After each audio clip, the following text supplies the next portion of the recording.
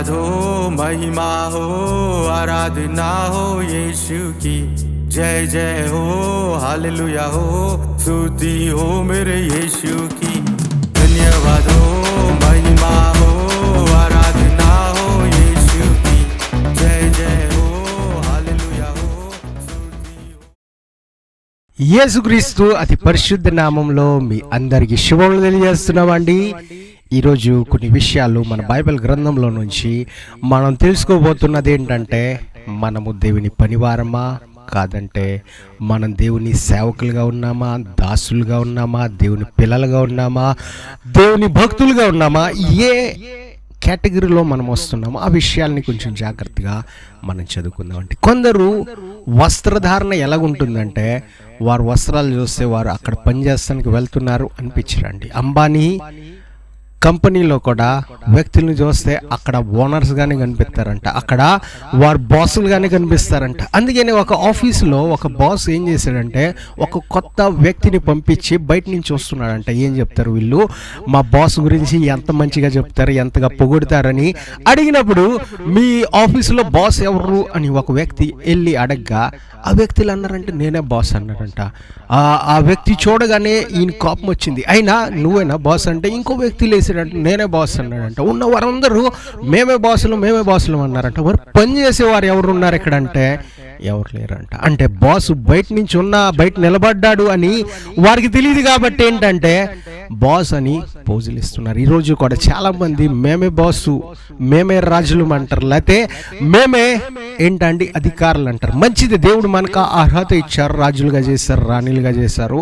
కానీ పని చేసేవారు ఎవరండి ఇక్కడంటే చేసేవారు చాలా తక్కువ మంది. పని వచ్చేసరికి బయటికి వెళ్ళిపోతారు, కొందరు వెనక్కి వెళ్ళిపోతారు, కొందరు ఎవరు తాత ముత్తాతలు గుర్తు వస్తారు, లేకపోతే ఎవరికో ఏదేదో గుర్తు వస్తుంది. ఏంటంటే అరే నేను మర్చిపోయా, ఇంట్లో అన్నం పెట్టొచ్చానని ఒక సిస్టర్ వెళ్ళిపోతారు. కొందరు అంటారు అరే మా ఇంట్లో ఈ గెస్ట్లు వస్తున్నారండి, అక్కడికి వెళ్ళాలని కొందరు వెళ్ళిపోతారు. కొందరు అంటారు ఎవరో ఊరు నుంచి రాబోతున్నారు, ఇప్పుడే ట్రైన్ అండి, ఇప్పుడే ఫ్లైట్ అండి అని చాలా మంది తప్పించుకుంటారు. ఎక్కడంటే చర్చెస్లో మనకు కనిపిస్తారండి. చర్చిల్లో ఎక్కువ మంది ఇటువంటి వారు కనిపిస్తారు. ఏంటంటే తప్పించుకోవాలి. ఎలాగంటే వారి దగ్గర మనము నేర్చుకోవాలి, మనము వారి దగ్గర తెలుసుకోవాలి ఏ విధంగా తప్పించుకోవాలని. మనకు బైబిల్ ఏమని సెలవిస్తుందో, దేవుని భక్తులు ఏ విధంగా పనిచేశారో, ఇంకా స్వయంగా మన దేవుడైన మన ప్రభు అయిన యేసుక్రీస్తు ఏ విధంగా మన మధ్యకి దిగి వచ్చినప్పుడు ఆయన మన మధ్యలో ఏ విధంగా ఆయన పని చేశారో, ఆయన అప్పగించబడిన పనిని ఆయన ఎలాగా పరిపూర్ణం చేశారో, ఆయన అన్నిటినీ ఎలాగ ముగించారో మనం చదువుకుందామండి. ఎందుకంటే అన్ని విషయాలు మనకి చాలా అవసరమైంది. మనం మోషే గారిని చూస్తే, మోషే గారు 6 లక్షల మందిని బయటికి తీసుకొచ్చారు. కానీ ఆయన్ని దేవుడు ఏ విధంగా పిలుస్తున్నారు ఒకసారి దానియేలు గ్రంథంలో 9వ అధ్యాయము 11వ వచనం చదవండి. మీ ధర్మశాస్త్రము అతిక్రమించి నీ మాట వినక తిరుగుబాటు చేసిరి, మేము పాపము చేసేదును గనుక మీరు శపించదురని. ఏంటండి నీ దాసుడగు మోషే అంటే, మోషే ఏంటంటే ఒక కుటుంబాన్ని పోషించే వ్యక్తిని మనం చూస్తే నేనే ఈ కుటుంబానికి హెడ్ అంటాడు, కరెక్టే, శిరసే. కానీ మోషే 6 లక్షల కుటుంబాల్ని ఆయన పోషించాడంటండి. అంతమందికి ఆయన దేవుని కృప ద్వారా, దేవుడు చెప్పిన విధానం ఈయన వెళ్తాం వల్ల, ఈయన వెనకాల వాళ్ళు వస్తాం వల్ల వారికి ప్రతిరోజు కావలసినదంతా దొరికేది. వారికి కావలసినదంతా దేవుడు మోషే ద్వారానే ఇచ్చేవారు. మోషే అవునంటే జరిగేది. మోషే కర్ర ద్వారా కొడితే ఏంటండి 2 పాయలుగా సముద్రం భాగమైపోయేది, అక్కడి నుంచి మార్గం వచ్చేది. ఈ రోజుల్లో ఒక వ్యక్తిని ఈ ప్రాంతం నుంచి ఆ ప్రాంతం తీసుకెళ్ళమంటే ఎన్నో వారు ఏం చేస్తారండి, ప్లాన్స్ వేస్తారు, ఇక్కడి నుంచి డయాగ్రామ్ వేస్తారు, ఆ సైడ్ నుంచి వెళ్తే ఇన్ని గంటలు పడతాయి, ఈ సైడ్ నుంచి వెళ్తే అన్ని గంటలు పడతాయి.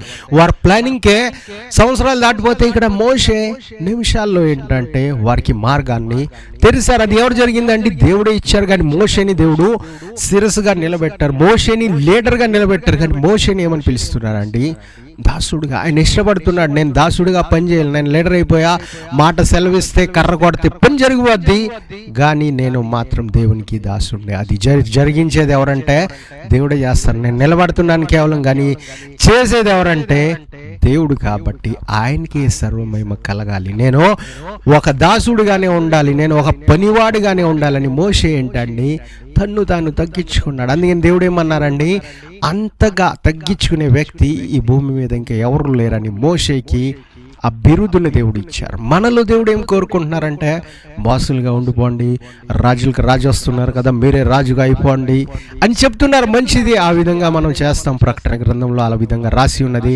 ఆయన భక్తులుగా మనం ఉన్నాం, మంచి అర్హత మనకు దేవుడు ఇచ్చారు. మనము ఇంకా బానిసత్వంలో లేము, మనము కుమారులుగా కుమార్తెలుగా పిలువబడుతున్నాం. కాబట్టి ఒక పొజిషన్ ఉంది మనకి. కానీ ఆ పొజిషన్ ఉన్నదని మనం దిగి పని చేయకూడదంటే యేసుక్రీస్తు కూడా ఏం చేశారండి, ఆయన ఆ స్థానాన్ని, ఆయన ప్రభుగా ఉన్నాడు, ఆయన బోధకుడిగా ఉన్నాడు, ఆయన రబాయిగా పిలువబడ్డారు. కానీ ఆయన దిగి ఏంటంటే శిష్యుల పాదాలని కడిగారు. అంటే మన పని ఏంటంటే మనం కూడా తగ్గించుకోవాలి. దేవుడి పనిలో మనం కూడా ముందుండాలి. దేవుడు పని చేస్తానికి మనం సిద్ధంగా ఉండాలి. దేవుడు ఎవరో ద్వారా చేయిస్తారు. దేవుడికి అన్ని సాధ్యమై ఉన్నది, దేవుడికి అసాధ్యమైనది ఏమీ లేదు. దేవుడు కేవలం మనం ఏ విధంగా వాడుకుంటామో మనుషుల్ని వాడుకుని డ్రైవింగ్ చేస్తాం. ఏదన్నా రోబోట్ని ఈ రోజుల్లో ఏఐ వచ్చేసిందని చాలామంది ఏఐ ద్వారా ఇది జరిగితే అంటారు. కానీ ఆ ఏఐ ద్వారా కారు నడుపుకోండి అంటే నడుపుకోరు. ఎందుకంటే ఏ ప్రమాదం జరిగింది, చిన్న మిస్టేక్ జరిగిందన్నా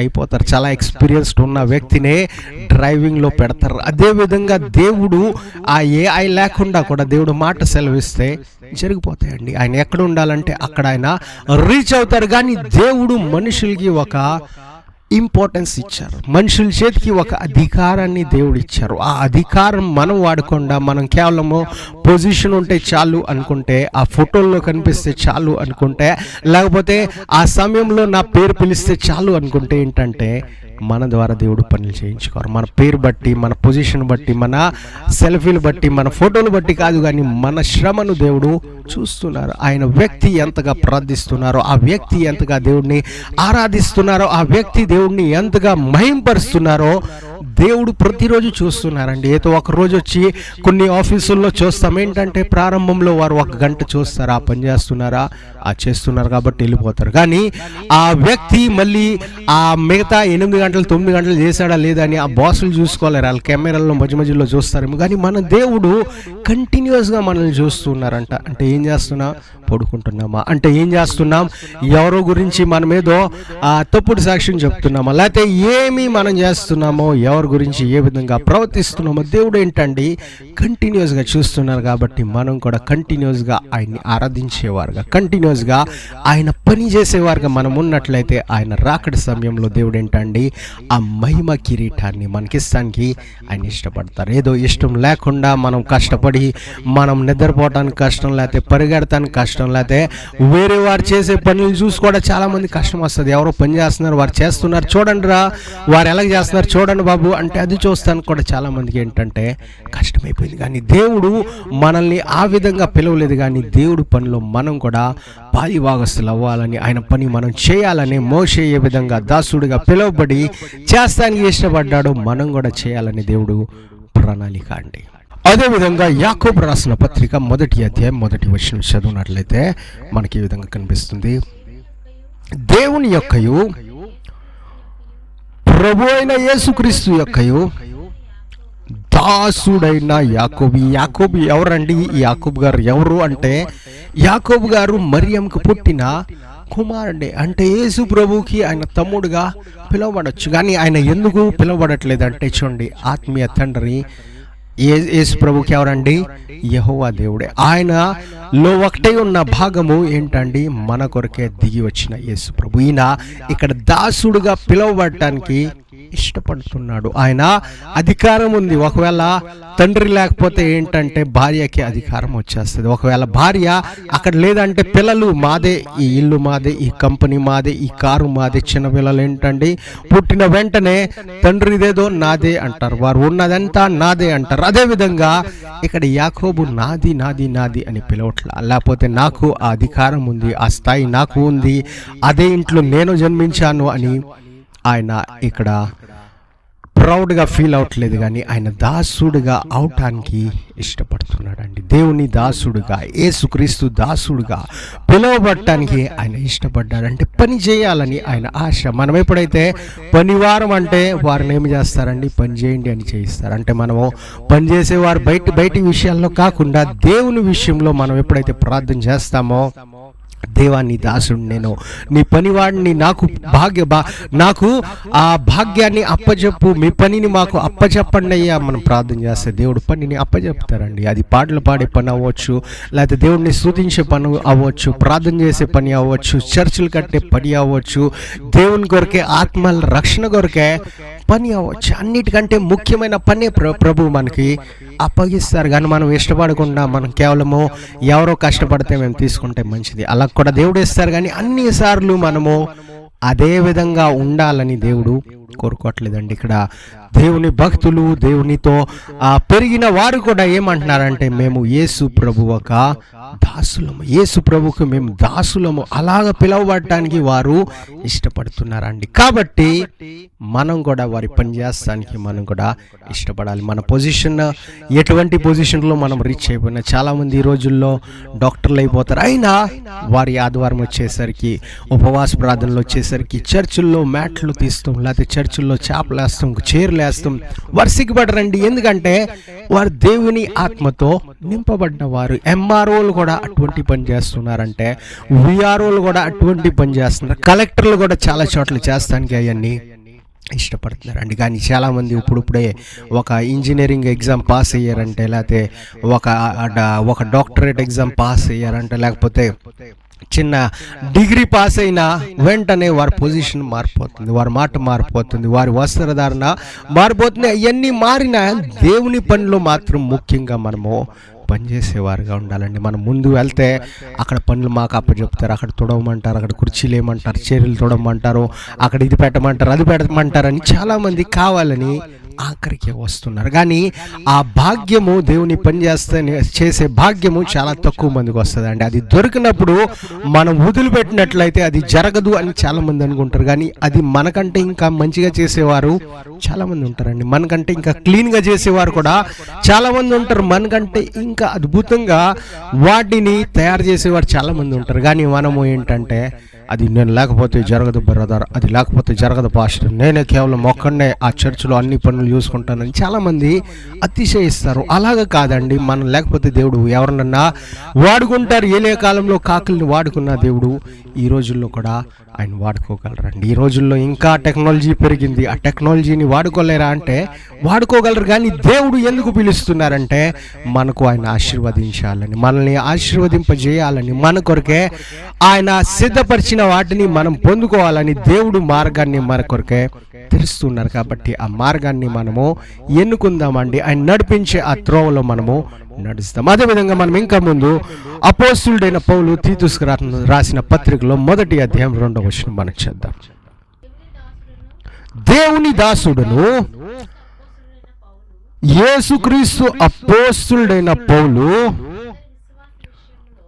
తన అందరి విశ్వాస విషయంలో, ఇప్పుడు ఈ అపోస్తులుడైన పౌలు డైరెక్ట్గా అపోస్తులుడైన పౌలు అని రాయొచ్చు కదా, కానీ దేవుని దాసుడైన యేసుక్రీస్తు అపోస్తులుడైన, అంటే దేవునికి దాసుడు అవ్వాలి. అపోస్తులుడు అయిపోయారని ఇంకా నా కింద ఈ కొరింథీ సంఘంలో లేకపోతే కొరింథీ ప్రాంతంలో ఎంతమంది నా కింద డిసైపుల్స్ ఉన్నారు కదా, వారిని పంపిస్తా, వారి చేత చేయిస్తా, లేకపోతే నా కింద ఎంతమంది శిష్యులు ఉన్నారు కదా, ఇంతమంది సేవకులు ఉన్నారు కదా, వారి చేత చేయిస్తానని ఆయన అక్కడ అతిశయించి, లేకపోతే అక్కడ ఆయన పొజిషన్ని, ఆయన స్టాండర్డ్ని ఆయన ఉపయోగించుకుని ఆయన ఆగట్లేదండి. ఆయన స్వయంగా దాసుడుగా వెళ్తున్నాడు, ఆయన పనిచేసేవారుగా ప్రయాణాలు చేస్తున్నాడు, ప్రతి చోట ఆయన రీచ్ అవుతున్నాడు. ఈ రోజుల్లో చాలామంది ఇంకా స్టార్ట్ కాకముందే నాకు ఎంతమంది సర్వెంట్స్ ఇస్తే దేవా నేను అప్పుడు చేస్తా, ఎంతమంది నాకు సహకారులే ఉంటే నేను చేస్తానంటారు. కానీ చాలామంది సహకారులు ఉన్నా స్వయంగా చేసే సేవకులు కూడా ఈరోజు ఇప్పటికీ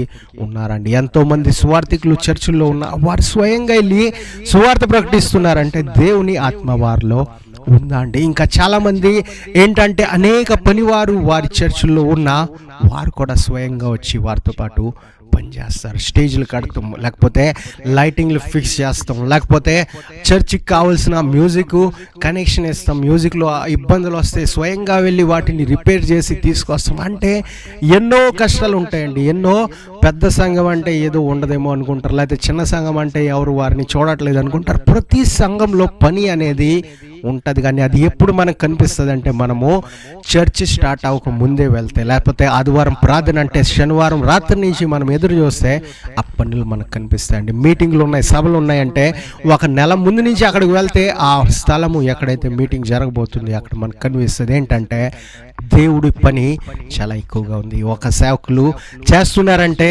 మనం కూడా సహకరించాలి. ఒకే సంఘం చేస్తుంది అంటే మనం కూడా సహకరించాలి. ఇది ఎవరి పని అంటే దేవుడి పని. ఇది ఎవరు చేయాలి అంటే మనమే చేయాలి. ఎవరు చేయాలి, వాళ్ళకి ఫోన్ చేస్తామంటే వారి దగ్గర మనం నాలెడ్జ్ తీసుకుంటాం పర్లేదు, కానీ మనకు దేవుడు అవకాశం ఇచ్చినప్పుడు మనం వాటిని యూజ్ చేయాలండి. వాటిని మనము వినియోగించుకోవాలి. వాటిని మనం చేసినట్లయితే ఏ విధంగా అయితే అపోస్తలుడైన పౌలు కూడా నేను నీ దాసుడిని దేవా అని ఆయన ముందుకెళ్ళాడండి. ఆయన పత్రికలో ప్రార్థనలో వివరించారేమో కానీ ఇక్కడ పత్రికల్లో కూడా రాశారంటే ఆయన పని చేస్తానికి ఇష్టపడ్డాడండి. మీరు నేను ఈరోజు దేవుని పని చేస్తానికి ఇష్టపడుతున్నావా, లేకపోతే కేవలం పేరు రాస్తానికి, ముద్ర దొరుకుతానికి, లేకపోతే స్టాంప్ వస్తానికి మాత్రమే మనం పని చేస్తున్నామా చూడాలండి. దేవుడు ఆయన పరిశుద్ధాత్మ ద్వారా మనల్ని నింపారంటే ఆయన పని చేస్తారు. ఎందుకంటే పరిశుద్ధాత్మ దేవుడు కూడా ఎందుకు వచ్చారండి? అపోస్తుల కార్యాలలో మనం చూస్తాం ఏంటంటే పరిశుద్ధాత్మ కార్యాలు జరిగినాయి. మనం కూడా అపోస్తులుగా పిలువబడుతున్నామేమో, సేవకులుగా పిలువబడుతున్నాం, విశ్వాసులుగా పిలువబడుతున్నాం, కానీ పరిశుద్ధాత్మ కార్యాలు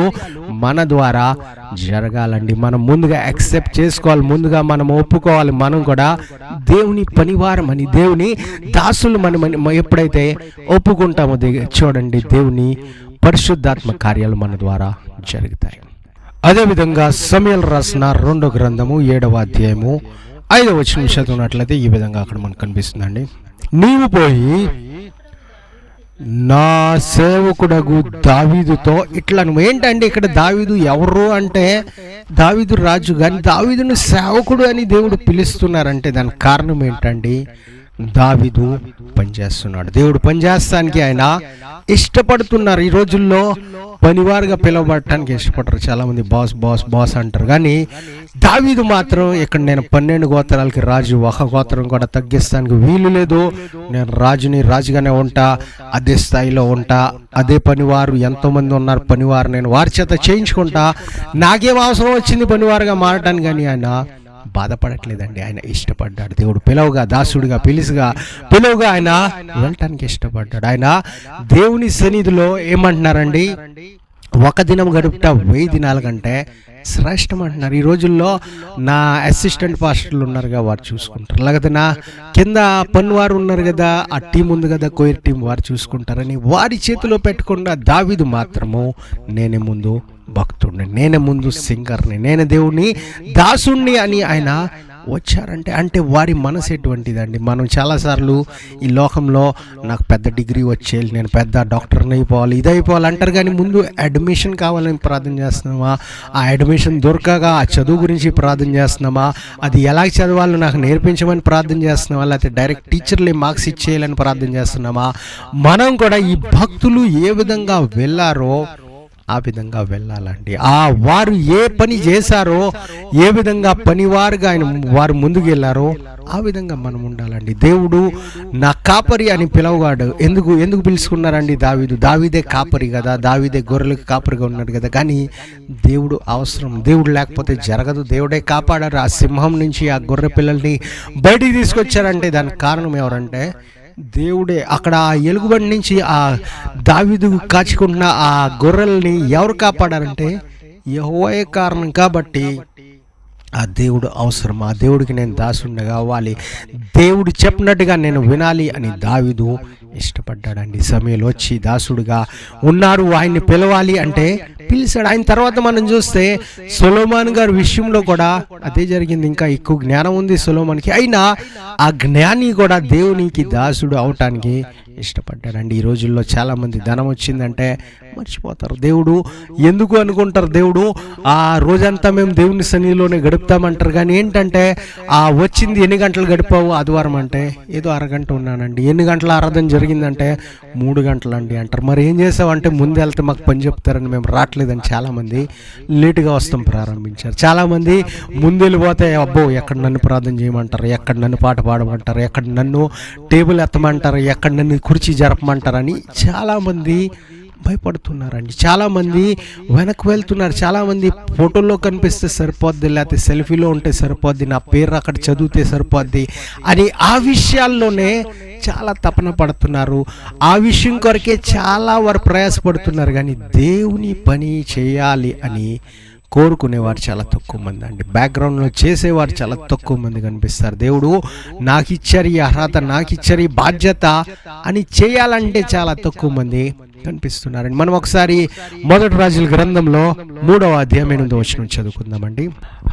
ఇక్కడ ఏం చెప్తున్నారండి? నీ దాసుడినైనా నేను అని పిలువబడటానికి సొలొమోన్ మహారాజు ఇష్టపడ్డాడు. ఆయన అలాగ చేయట్లా. రాజు తర్వాత 2వ రాజు నేను, లేకపోతే దావీదు కుమారుని నేను, ఈ 12 గోత్రాలని నేను చూసుకుంటా, నాకు జ్ఞానం ఉంది, నేను ఇది చేస్తాను, నేను ఎంతో టాలెంట్ ఉంది, అంతమంది అన్నల మధ్యలో నాకే ఆ బిరుదు దొరికిందని ఆయన అతిశయించట్లేదు. కానీ ఏం చేస్తున్నారు సొలొమోన్? నీ దాసుడినైనా నేను అని చెప్పగలిగాడు. అంటే పని చేస్తానికి ఇష్టపడుతున్నారు. ఈ రోజుల్లో మీరు పని చేస్తానికి ఇష్టపడుతున్నారండి? కాదు. కానీ మనము చాలామంది అవ్వాలి అని దేవుని ప్రణాళిక, కానీ మాకు ఛాన్సే దొరకట్లేదండి అని చాలామంది అంటారు. ఛాన్స్ ఎప్పుడు దొరుకుతుంది అంటే ముందు మనము దేవుని సన్నిధిలో ఈ సొలొమోన్ మహారాజు ఏ విధంగా అయితే ప్రార్థించాడు, నీ దాసుడినగు నేను సూర్యప్రకాష్ అని మనం ప్రార్థన చేసినట్లయితే, నీ దాసుడినగు నేను అని మన పేరు మనం జోడించి ప్రార్థన చేసినట్లయితే దేవుడు మనకు ఆ అవకాశం అనేది ఇస్తారండి. మనం ఎప్పుడైతే ఆ విధమైన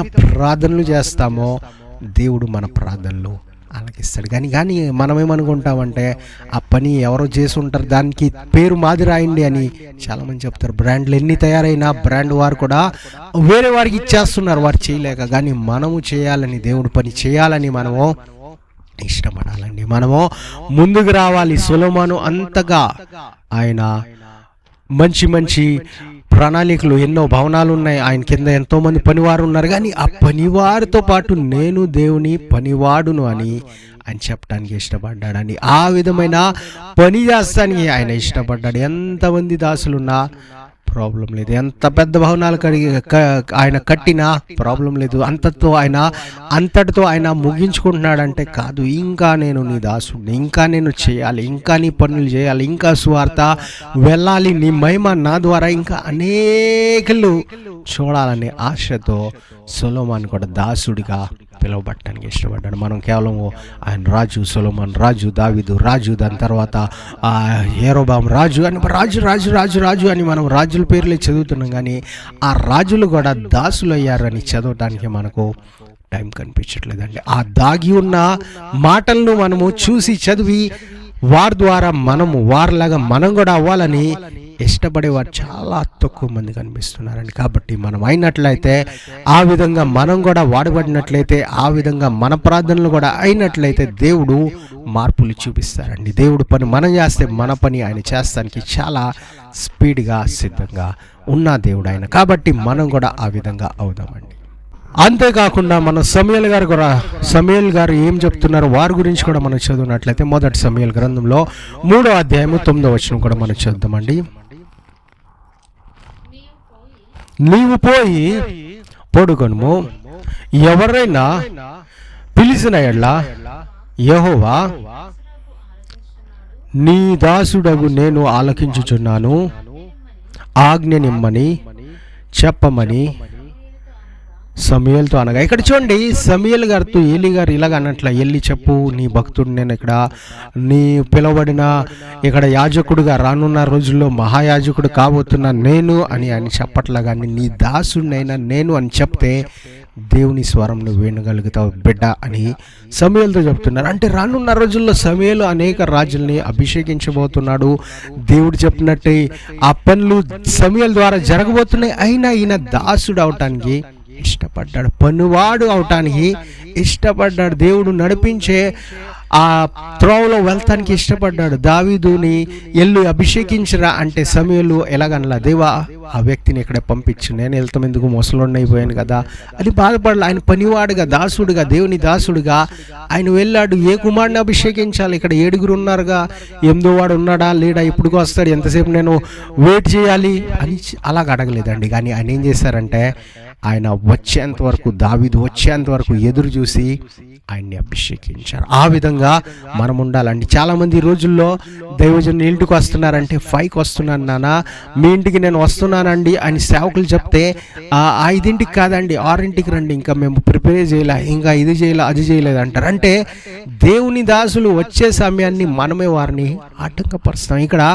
సమయంలో ఆ విధంగా లేడు, ఆయన వెళ్ళాడు. ఏ సమయమైనా ఆయన ఆలోచించాల. మనం కూడా దేవుని పనిలో ఎప్పుడు ఆటంకం రాకూడదండి. దైవజనులు ఎప్పుడు రాబోతున్నారు వారిని రమణాలి. ఎప్పుడు మనల్ని దేవుడు పంపిస్తున్నారు మధ్యరాత్రుల్లో మాట్లాడాలంటే సమయంలో ఇక్కడ అన్నట్లు పొద్దుట మాట్లాడదాం దేవా, ఈ రాత్రుల్లో ఏం మాట్లాడదాం నాకు వినిపించదో, నాకు చెవుడు, నేను చిన్నోడిని కదా, నాకు ఇంకా అర్థం కాదు, రాత్రుల్లో మాట్లాడక భయమని ఈయన ఆగల. అర్ధరాత్రి కూడా దేవుడు మాట్లాడతానంటే ఇష్టంగా నీ దాసుడిని సిద్ధంగా ఉన్నాను ఆజ్ఞాపించమని చెప్పారు. అంటే దేవుడు ఏ విధమైన పనులు ఎప్పుడు ఇవ్వాలో ఆయనకి తెలుసండి, మనకు తెలియదు. కాబట్టి ఈ లోక సంబంధమైన వాటిలో మనము ఆగిపోయాం. కాబట్టి షాప్కి వెళ్తే రాత్రిలో షాపులు ఉండవని మనం రాత్రిలో ప్రార్థనలు చేస్తాం కూడా మానేస్తాం. మనం రాత్రిలో ప్రార్థన చేస్తే బిర్యానీ వస్తుందా అని చాలామంది అనుకుంటారు. కానీ దేవుడు ఏంటండి, అన్నీ క్లోజ్ అయిన తర్వాత దేవుడు ఓపెన్ అవుతారు. కాబట్టి మనం అన్నిటినీ క్లోజ్ చేసి దేవుని కొరకే మనం ఓపెన్ అయినట్లయితే, ఏ విధంగా అయితే సమయంలో వాడబడ్డాడో మీరు కూడా